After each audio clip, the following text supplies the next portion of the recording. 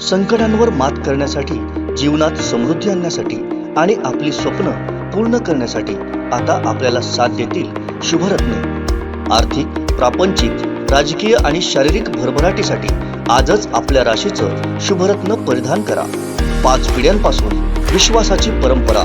शुभरत्न केंद्र AH मोतीवाला, नेहरू चौक, Maharashtra बँकेसमोर, Nipani. Mobile 09448 14 24 21।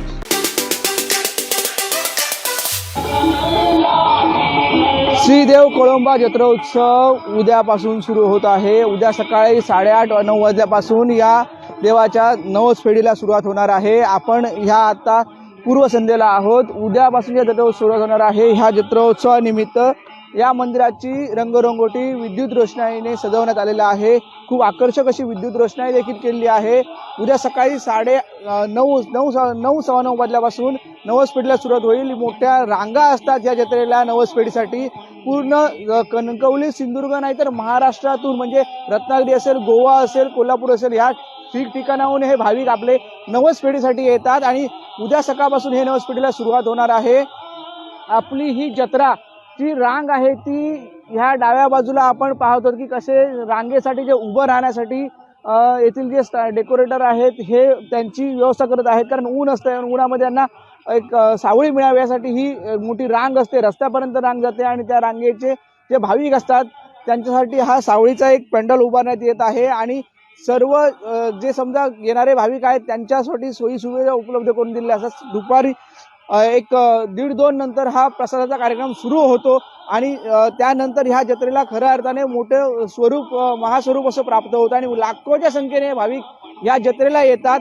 आपण काही दृश्य पाहणार आहोत की जत्रेच्या निमित्ताने जी श्रीदेव कोळंबा जत्रा नांदगाव उत्सवाचे जे अध्यक्ष आहेत नागेश मोरे यांनी आपल्याला काल सांगितलं आहे की ही जी जत्रा आहे कशा पद्धतीने होणार आहे। सकाळी 8 ते 9 या दरम्यान पूजा विधी होईल। त्यानंतर मग नवसपेढ होईल। दुपारी 12 ते 4 या वेळेत नवस बोलणे म्हणजे पुन्हा जे असतात नवस बोलणे हा कार्यक्रम सुरू होईल आणि नंतर 4 ते 8 यापर्यंत महाप्रसादाचा कार्यक्रम होईल। अशा पद्धतीचा हा कार्यक्रम असतो। आपण जी सध्याची परिस्थिती पाहिली की चांगल्या प्रकारचं इथे नियोजन असतं आणि श्रीदेव कोळंबा जत्रा उत्सव हा मोठ्या उत्साहाने आणि आनंदाने साजरा होतो। ह्या जत्रा उत्सवासाठी लाखो भाविक येथे येतात आणि त्याच निमित्ताने सर्व जे जत्रा उत्सवात मोठ्या उत्साहात साजरा होतो। आपण आतमध्ये जाणार आहोत आणि हा जत्रा उत्सवाचा जो सगळा कशा पद्धतीने डोलारा असतो हे देखील जाणून घेणार आहोत मोरे यांच्याकडून। त्यामुळे खूप लाखोच्या संख्येने जे भाविक येतात ते उद्यापासून सकाळी यायला सुरुवात होणार आहे आणि त्यामध्ये जे भाविक येतात त्यांचे नियोजन कसं असतं, त्यानंतर लाखो भाविक येते जे दर्शनासाठी येतात, नवसपेढीसाठी येतात, त्यांचं नियोजन कसं असतं आपण जाणून घेणार आहोत मोरे यांच्याकडून। मोरे साहेब, उद्या सकाळी पासून ह्या जत्रेला सुरुवात होत आहे, कशा पद्धतीने नियोजन आहे? सकाळी 8:30ला या ठिकाणी नवस पेडण्याचं काम सुरू होईल। आमचा पहिला गाव राठीचा जो बकरा कोंबडी असतात ती पहिल्या स्टार्टला आम्ही देतो।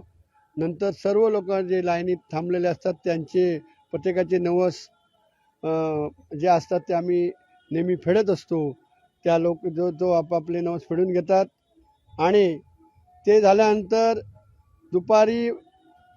दुपारी सर्व येणाऱ्या लोकांना जे बाहेरून येणारे सांगली, मिरज वगैरे यांना सुद्धा आम्ही शाकाहारी महाप्रसाद सुद्धा या ठिकाणी देतो। कारण बाहेरचे लोक जाणार कुठे, म्हणून आम्ही ती व्यवस्था त्यांची केलेली आहे।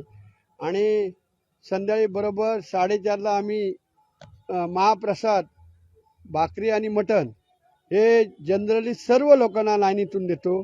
कुठेही लोकांची अडचण येत नाही। आमचे कार्यकर्ते लाईनीतल्या लोकांना पाण्याची व्यवस्था, इतर सगळी व्यवस्था करत असतात, थंड पाण्याची। आणि या ठिकाणी लोक आवडीने लांब लांब गावातून येतात आणि नवसाला पावणारा कोळंबा देव हा जनजागृती दरवर्षी हजारो लोक दर दिवशी वाढत असतात।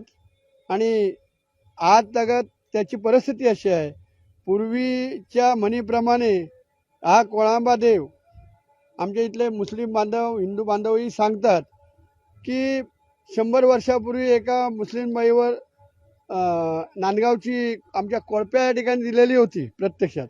आणि मिस्टरांचं तिचं भांडण झालं, तिला घराच्या बाहेर हाकलून दिलं, पण ती स्वतः मुलगी रडत राहिली, आपल्या वडिलांना आपल्या काकांना हाक मारत.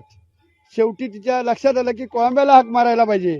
तिने कोळंबाला हाक मारल्याबरोबर तिचा एक काका उभा राहतो आणि 3 वाजता ती नांदगावमध्ये आमचा कोळंबा देव जागृतीने तिला आणून सोडतो. आई म्हणते, अगं कशी आलीस? नाही, मामू आला, मामू बरोबर मी घेऊन आली. दार उघडते तर मामू गायब होतो. म्हणजे अशा प्रकारचे मुस्लिम लोक, हिंदू लोकांना अशा प्रचिती आलेल्या आहेत. त्याची कोळंब्याची प्रत्यक्षात दगडाचा दांडा, आकडी कोयता, तुमचं चप्पल, अशी दगडाची पाटवणेवाडी, बाबा गंगरसांच्या घराजवळ एक चप्पल आहे, पाटवणेवाडीमध्ये एक आहे, आणि दत्तू मास्तर यांनी घर बांधलं तिकडे आकडी कोयता, दांडा अशा प्रकारचं या ठिकाणी सुद्धा एक केलेलं आहे प्रत्यक्षात, म्हणजे टाकून. आणि इथे त्याचं स्थान तो राखणदार येऊन इथे स्थायिक जाऊन आणि दिसताक्षणी त्याचे चमत्कार. कोणाला अडचण येत असेल वाटेत, कोण बाईला, गरोदर बाईला त्रास होत असेल तरी सुद्धा गाणं घालून ती प्रसूती व्यवस्थित प्रकारे झालेली आहे. त्यामुळे लोकांचे मनीभाव एवढे आहेत की हा दिसताक्षणी चमत्कार देणारा देव आहे, म्हणून लोक जनजागृतीने येतात. बऱ्याच लोकांनी या जत्रेवर हे प्रयत्न केले की बंद पाडवण्याचं, पण त्या कोळंब्याने आपल्या ताकदीवर, शक्तीवर, कारण ही जत्रा जी होते अंधश्रद्धेने होत नाही, श्रद्धेने लोक येतात आणि श्रद्धेने भावाने प्रसाद घेतात आणि आपले नवसपेठ करून जातात.